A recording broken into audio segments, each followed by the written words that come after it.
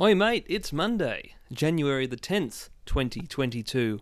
The Christmas season is now decidedly over. You can no longer purchase brandy cream. Damn it. Well, mango season still continues. It's good. Go out there and get a mango while you can. I'm not saying have fear of missing out. Mangoes will always be there, but well, they won't during winter. Get a mango this summer mango season. And if you're in the northern hemisphere, wait a bit longer. We'll start again with what am I eating? Last week it was XXX mints. Now it's, I'll take a guess. What sort of snack do you think that might be? You had your guess? Well, you're wrong actually. It's a Hot Wheels Toyota Land Cruiser.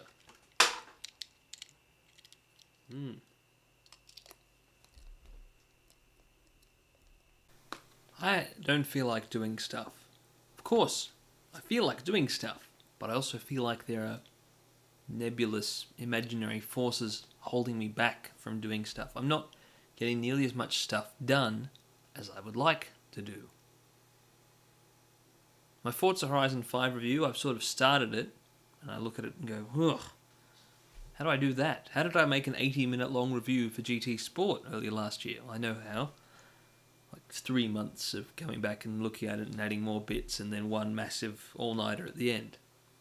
Not really into that. Don't like staying up all night trying to finish a review. Although that was really fun when it finally worked.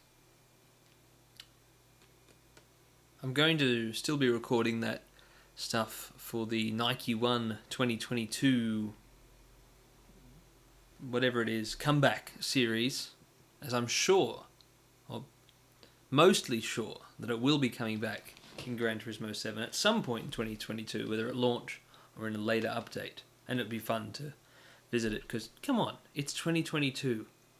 What better time is there than now or any of the last 17 years to drive the Nike One in GT4? And other cars. I could do other cars. You want me to drive a Honda City Turbo around midfield? Will midfield come back? That'd be nice. Anyway, not here to talk about Gran Turismo 7, which comes out in 53 days. I'm here to talk about... A friend of mine gave me a belated Christmas present. A copy of Monsters Inc. Scare Island to go along with the previous copy of Monsters Inc. Scare Island that he gave me a year or two back. I think I've got an inkling that he wants me to play Monsters Inc. Scare Island on my channel in a video. So I'll do that at some point in the next few months. And I also received a copy of Felony 1179, which I hear is very short. So, more PS1 content. That should be fun. But enough about me. How about the movies? I recently went and saw The Matrix Resurrections. I've been a huge fan of Matrix movies all of my waking life. And yeah, look, Matrix Resurrections, I enjoyed it. I can understand where complaints come from. Yes, it's a totally unnecessary sequel.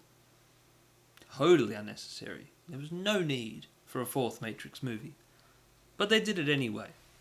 Without spoiling anything, look, it's not an essential continuation of the story. The Matrix trilogy ended. This is a long time after that. And The Matrix Resurrections is a few things. For one, it is a relentless nostalgia parade. Saying, hey, remember the Matrix trilogy? Look at all this archival footage. Look at these new actors doing cheesy impersonations of the old actors. But it's okay because we have in-universe excuses for why we have new interpretations of old characters. It's not really okay, but most of the actors did fine. Some of them got characters that didn't really get a chance to do anything. Basically, the whole crew of the Nemesis, they don't really do much. Oh, the cicadas are really loud right now. I think they're telling me I have to wrap this up.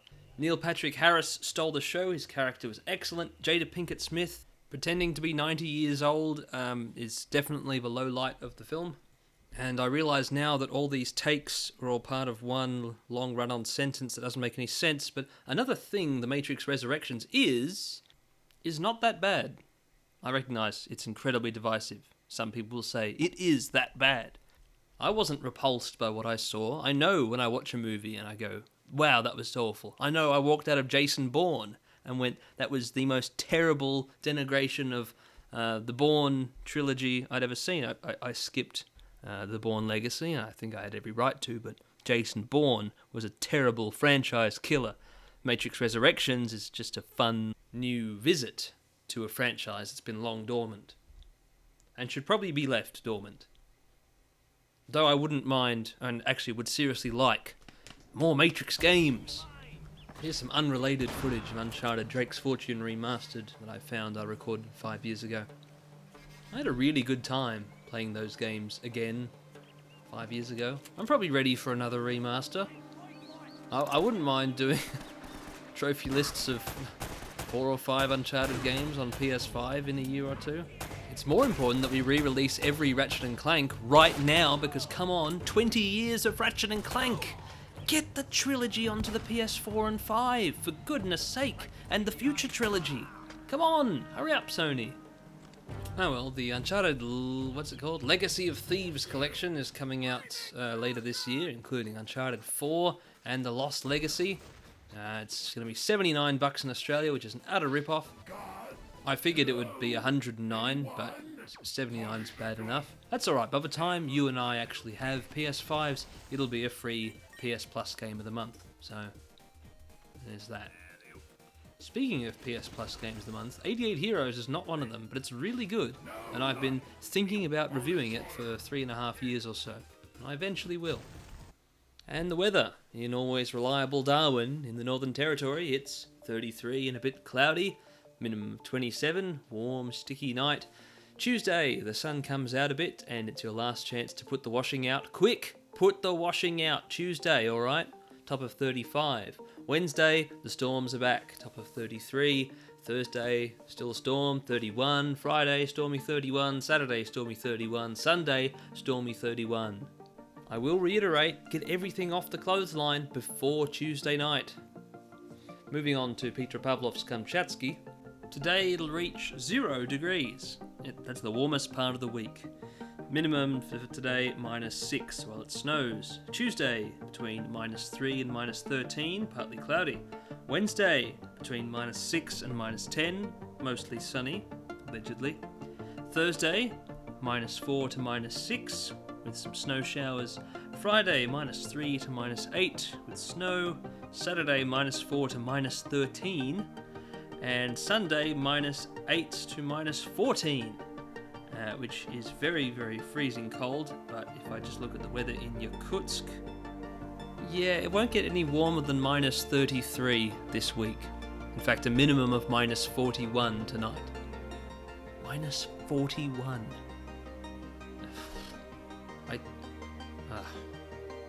It's nuts. 15 degrees Celsius, I think. That's cold. 0, that's ridiculously cold.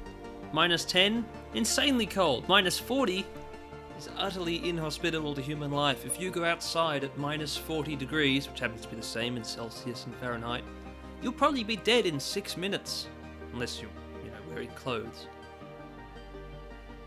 You would be wearing clothes, but if you weren't, okay, yeah, I have no desire to go anywhere that cold.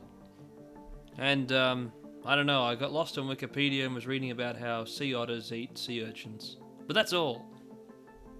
Catch you later. Snake of Bacon signing out.